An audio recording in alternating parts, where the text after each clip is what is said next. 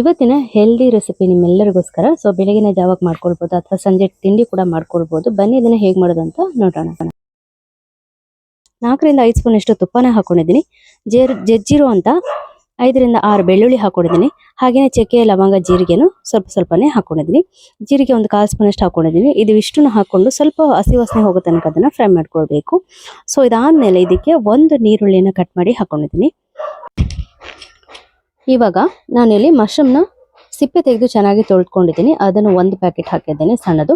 ನಂತರ ಇಲ್ಲಿ sweet corn ಹಾಕೊಂಡಿದ್ದೀನಿ. ಆಮೇಲೆ ಕ್ಯಾಪ್ಸಿಕಮ್, ಸ್ವಲ್ಪನೇ ಕ್ಯಾರೆಟನ್ನು ಹಾಕೊಂಡಿದ್ದೀನಿ. ಸ್ವಲ್ಪ ಸ್ಪ್ರಿಂಗ್ ಆನಿಯನ್, 2 ಕಾಯಿ ಮೆಣಸು ಹಾಕೊಂಡಿದ್ದೀನಿ. ನಿಮಗೆ ಖಾರಕ್ಕೆ ಬೇಕಾದಷ್ಟು ಕಾಯಿ ಮೆಣಸು ಹಾಕೊಳ್ಳಿ. ಒಂದು 1/4 ಸ್ಪೂನಷ್ಟು ಪೆಪ್ಪರ್ನ ಹಾಕಿ ಇವಿಷ್ಟನ್ನು ಒಂದ್ಸರಿ ಚೆನ್ನಾಗಿ ಫ್ರೈ ಮಾಡ್ಕೊಳ್ಬೇಕಾಗತ್ತೆ. ಯಾಕೆಂತಂದ್ರೆ ನಾವು ಫ್ರೈ ಮಾಡಿದಾಗ್ಲೂ ಅದು ಮಶ್ರೂಮ್ ನೀರು ಬಿಟ್ಕೊಳ್ಳುತ್ತೆ.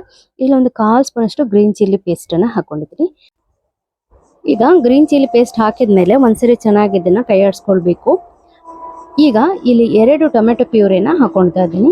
ಅಂದ್ರೆ 2 ಟೊಮೆಟೊನ ಮಿಕ್ಸಿಲಿ ಹಾಕಿ ಪ್ಯೂರಿ ಮಾಡಿ ಹಾಕೊಂಡಿದ್ದೀನಿ. ಬೇಡ ಅಂತಂದ್ರೆ ನೀವು ಹೀಗೇನು ಹಾಕೊಳ್ಬಹುದು, ಕಟ್ ಮಾಡಿ ಹಾಕೊಳ್ಬಹುದು. ಇಲ್ಲಿ ನಾನು ಪಲಾವ್ ಮಸಾಲ ಹಾಕೊಳ್ತಾ ಇದ್ದೀನಿ.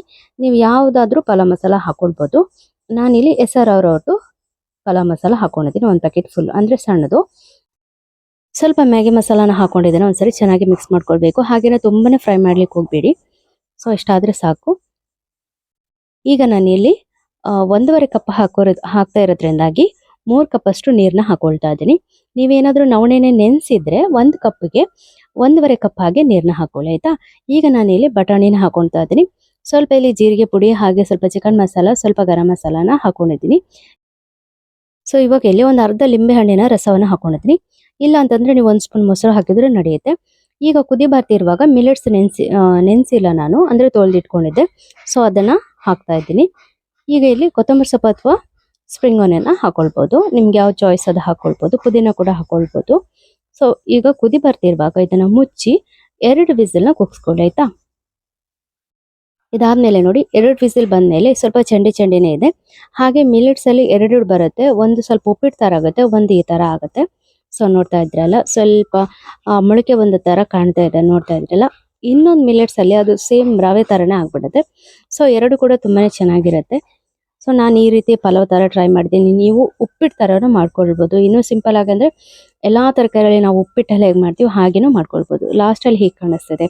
ಸೊ ನೋಡಿದ್ರಲ್ಲ, ಇವತ್ತಿನ ರೆಸಿಪಿ ನಿಮ್ಮೆಲ್ಲರಿಗೂ ಇಷ್ಟ ಆಗಿದೆ ಅಂತ ಭಾವಿಸ್ತೀನಿ. ಇಷ್ಟ ಆದ್ರೆ ಲೈಕ್ ಮತ್ತು ಶೇರ್, ಸಬ್ಸ್ಕ್ರೈಬ್ ಮೂಲಕ ಸಪೋರ್ಟ್ ಮಾಡಿ. ಹಾಗೆ ನೀವೆಲ್ಲರೂ ಮಿಲೆಟ್ಸ್ ಯಾವ ರೀತಿಯಾದ ರೆಸಿಪಿಗಳನ್ನ ಮಾಡ್ತೀರಾ ಅನ್ನೋದನ್ನ ಕೂಡ ಕಮೆಂಟ್ ಮೂಲಕ ತಿಳಿಸಿ.